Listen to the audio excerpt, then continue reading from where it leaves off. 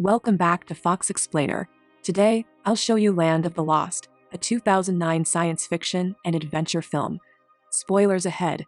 Don't forget to subscribe to my channel for more content like this. Watch out and take care. An astronaut desperately tries to call for help in a mysterious wild zone, but his radio doesn't work. He thinks he has gone through a tear in time and space and is most likely no longer on Earth. He gets scared when he hears a roar in the distance and starts running, but it doesn't help. A hungry T-Rex finds him anyway. On normal Earth, TV host Matt Lauer welcomes Dr. Rick Marshall, who is full of himself, to his show. Rick has been doing research on quantum paleontology, which is based on the idea of time warps and has cost $50 million to study. He even wrote a book about it, and now he wants more money to keep doing it. Matt laughs at the idea of parallel dimensions, and he says that every important scientist in the field thinks it's nonsense.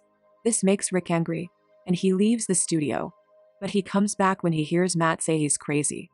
He wants to fight Matt, but security stops them. 3 years later, Rick gives a talk about tachyons, which are subatomic particles that move so quickly that they can go back in time.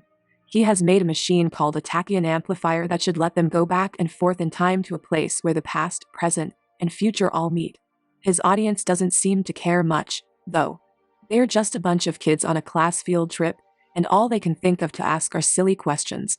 Rick's only job after what happened on TV was to talk to kids at a museum. But doctoral student Holly Cantrell seems to be interested in his work. She visits Rick and tells him he's brilliant. She thinks he should finish building the amplifier because his ideas are correct, and to prove it, she pulls out a fossil that has a modern lighter imprinted on it. She found it in the desert near crystals that give off tachyon energy, just like the one on her necklace. Rick looks at the fossil, pulls out his own lighter, and puts it on the imprint. It fits perfectly. This makes him feel hopeful again. Holly goes back to check on him the next day and finds him coming out of a food coma. He worked until very late at night, but he got it done. He finished the tachyon amplifier, which he built with things from around the house. It still has some silly songs and other data from the drive. He hasn't been brave enough to try it out yet, so Holly takes him to the desert where she found the fossil. The problem is that the cave she used to explore is now a popular tourist spot, so they have to pay Will Stanton, who runs a gift shop, to take them there in his raft. Will is making up stories to scare Rick and Holly, but they don't care. The cave has been set up to look scary, and Rick and Holly don't care about the stories. Rick's cave has a strong tachyon reading, so he turns on the amplifier. Suddenly, an earthquake starts, and the amplifier falls into the water. The water around them gets rougher, and the raft is pushed to the back of the cave, which has become magically deeper and brighter. At the end of the ride, the three people fall into a water whirlpool. As Rick had thought, this vortex turns out to be a time warp that sends them to the Land of the Lost, where the past, present, and future all meet. They are in a big desert with random doors and a Viking ship and other things that have fallen there. The only problem is that they lost the amplifier, so if they want to go home, they have to find it. They hear a sudden noise that tells them someone is nearby, so they go check it out. They find two advanced primate creatures about to kill a third one as a sacrifice. The three of them decide to stop them and save the third one. Will tries to scare them away with the flame from his lighter, but when he accidentally drops it on the ground, the creatures just pick it up and run away. Holly goes up to the third creature to show it that they are friends because she has studied primitive languages. They find out that his name is Chaka. Rick tries to look at Chaka's hurt ankle, but this scares him and makes him run away, so the other two go after him. They end up falling into a secret sandbox that leads them to a cave full of bones. They are sneaked up on from behind by living vines that grab them by the waist and hang them on a tree. The group starts swinging from side to try to get to the trunk.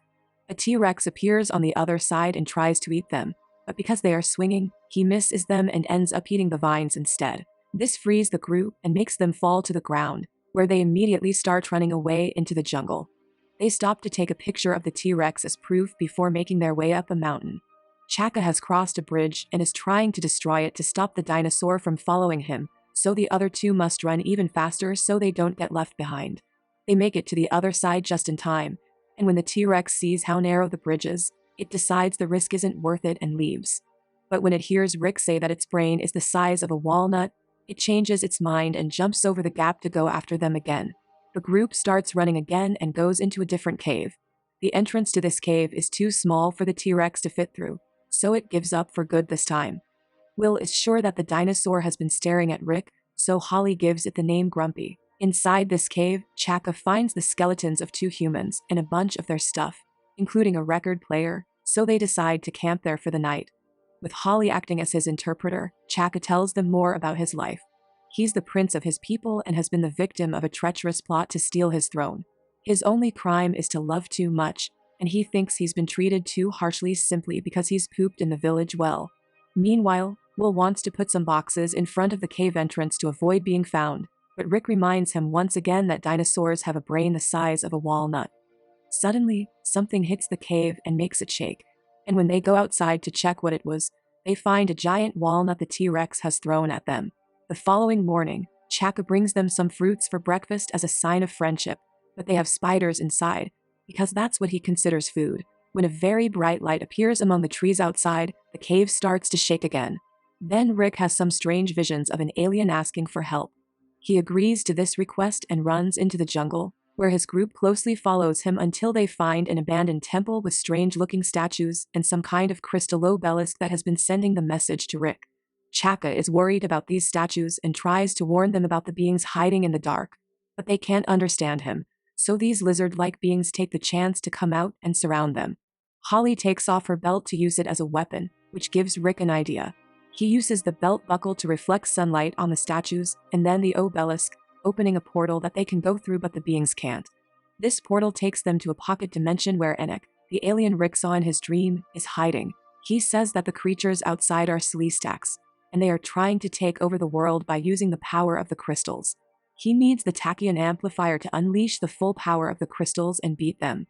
That way, he could also send the three of them home. Will doesn't trust this person, but Rick is willing to help him. The group goes back to the jungle, where Rick makes a small map of the area to try to figure out how to find the amplifier. The first step is to cover up their human scent with dinosaur urine he has collected overnight. Rick does it to himself twice, but his friends won't do it with him. But the plan doesn't work out because Chaka shows up at that time and tells them to follow him to some clues he's found. They go back to the desert and find their raft in a place Holly thinks is the entrance because it is full of random things. When an ice cream truck falls from another time wrap, Grumpy and his girlfriend, who are a very territorial species, show up to eat the ice cream man. This means that they smell the urine and decide to go after the group. Everyone in the party starts running in different directions. Grumpy catches Rick, but Rick gets away when his laser pointer hits Grumpy in the eyes and makes him drop Rick. After hiding in buildings and vehicles that the dinosaurs keep destroying, Rick hides behind a big rock and finds a tank of liquid nitrogen. He picks it up and takes it to a catapult that Holly and Will have set up for him. When the tank is shot into the mouth of the female dinosaur, it explodes into a million pieces, revealing the amplifier, which had been in her stomach the whole time. Before they can get to it, though, a small dinosaur tries to grab it, and a pteranodon, which is hunting the smaller dinosaur, comes in and takes it to its nest. Rick gives up on their search because of this, which hurts Holly because she had given up her science career to follow him and his crazy ideas. She, Will, and Chaka go back to the jungle to camp for the night, and Holly translates a bit more of what Chaka says about his life. He misses his tribe, which moves from place to find food. The women take care of all the men's needs, and Chaka, as the prince, has his own harem. He thinks they are ugly, but their personalities make up for it. Rick, who has had a lot of time to think, interrupts their little talk. He has decided that he won't give up. He tries to make up for his bad behavior by playing a banjo song, but a big mosquito is sucking his blood, which makes him tired. When Rick falls asleep on top of the mosquito, it dies. The next morning, Rick doesn't notice the huge welt on his back. Instead, he leads the group to the volcano, where the dinosaur nest and the amplifier are. Rick sneaks through the eggs without touching them and makes his way to the amplifier, which has been playing music the whole time. But when Rick turns it off, the eggs start to hatch because the music has been acting as a lullaby to keep them asleep. Rick can't figure out how to turn the amplifier back on, so he starts singing. Soon, his friends join him, including Chaka, who has a great voice. The baby dinosaurs go back to sleep, and the group gets away with the amplifier. To celebrate their success, they go back to the desert and have fun in the pool. Chaka gives Rick and Will some fruits from his village, as is customary there. When the three men find out that these fruits are opiates, Holly tries out the amplifier while they wait for the effects to wear off. It makes another crystal obelisk appear in the middle of the desert. When she goes inside, she finds a cave with dinosaur eggs, so she keeps one. There is also a hologram with a message from the natives that gives a warning. Enoch is the bad guy, and he wants the crystal's power for himself. Holly is caught by a Sleestak before she can run back to tell her friends.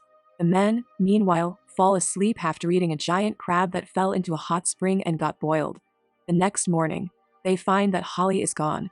Rick sends Chaka on a mission while he and Will go into the Obelisk cave to look for Holly. There are Sleestak guards around who are taking a break to shed, so the men steal their skins to wear and act like they are also Sleestaks. They follow the creatures to the temple, where Holly is in a cage and about to be dropped into lava for helping Enoch. Now Rick and Will also know the truth. The Sleestaks also want to catch them, so Rick jumps on Holly's cage and swings it from side to side to hit each creature and push it into the lava. Before the cage falls, the two of them jump out and kiss. Holly tells them to hurry up and leave before Enoch finds them. But there is a small problem. Chaka had already been sent to get him.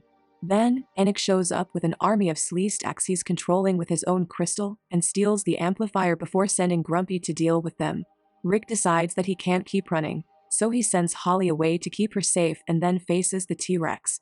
He tries to use some of the fireworks Will had in his pocket, but they don't work, so he throws them away with his lighter, which is how Holly found the fossil. Next, he tries to pole vault with the staff the Sleestak priest was holding, but Grumpy just swallows him when he's in the air. Since his only goal was to get Rick, Grumpy doesn't care about the others and just leaves. The Sleestaks now go back to the temple. The group tries to fight off the Sleestaks, but there are too many of them. Enoch goes into the obelisk and starts using the amplifier on the crystals. All of a sudden, powerful help comes in the form of Rick riding Grumpy. He easily defeats all of the enemies that are surrounding them. Holly and Will ask Rick how he's still alive, so he tells them.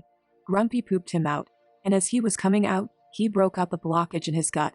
Grumpy is glad about that, so now the two of them can hang out together. The group goes through the obelisk portal and finds Enoch, who has already opened a time wrap to Earth. Rick jumps on him and wrestles him to the ground, but when Will tries to help, he knocks over the tray of crystals, causing one to fall and break. This makes the door close, so Rick quickly comes up with a plan and grabs Holly's broken crystal necklace to replace it. When the door opens again, Rick and Holly run to get out, but Enoch grabs Will and stops him from doing the same. Will does a wrestling move with Chaka's help to catch Enoch. He then tells his friends to leave without him. Back on Earth, he barely had a life, so he is staying with Chaka and starting over here. Holly and Rick go through the portal and come back to Earth right at the entrance to the tourist cave in the desert. While this is going on, Chaka brings Will to meet his tribe. The women he said were ugly are actually very human-like, so Will is happy to make friends with them. After a year, Rick goes back on TV to brag about his success to Matt Lauer. He shows everyone a dinosaur egg that Holly brought with her and talks about his new book, Matt Lauer Can Suck It, which makes Matt jump on him and punch him. After the show is over, the egg hatches on the table, revealing that it is not from a dinosaur but instead contains a baby Sleestak. That's all for now. I hope you enjoyed the video. Subscribe for more and hit the like button to help me out, and also leave a comment if you want me to explain your favorite film. Until next time, take care.